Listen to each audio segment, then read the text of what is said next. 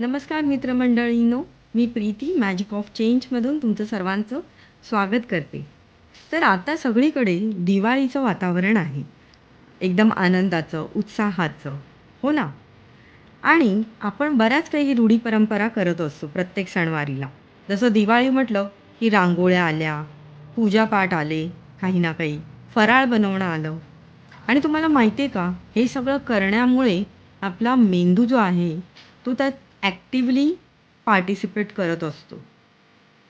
म्हणजे थोडक्यात सांगायचं तर जर तुम्ही टीव्ही बघत असाल, तर काही मोबाईलवरती स्क्रीनवर बघत असाल, तर त्याला पॅसिव्ह एंगेजमेंट म्हटलं जाईल. पण जेव्हा तुम्ही स्वतःहून काही ॲक्शन करताय, तर तेव्हा ते मेंदूला अधिक चालना देतं.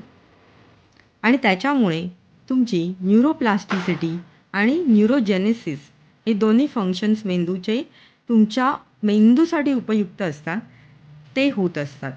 ह्याच्यामुळे तुमचा मस्तिष्क, मेंदू हा खूप छान प्रकारे डेव्हलप होतो. जेणेकरून व लाइक वृद्धापकाळात तुम्हाला विसरणं किंवा जसे अल्झायमरचे वगैरे जसे आजार जडतात, ते होत नाहीत ह्यामुळे. तर तुम्ही नक्की ह्या सगळ्या ॲक्टिव्हिटीज ज्या आपण सणवारीला करतो, त्या जरूर करा. जेवढ्या तुम्ही कराल, तेवढ्या तुमच्यासाठीच चांगल्या आहेत आणि ह्याने तुमचं मोटर स्किल पण डेव्हलप होतं. नमस्कार. Enjoy Diwali season. बाय.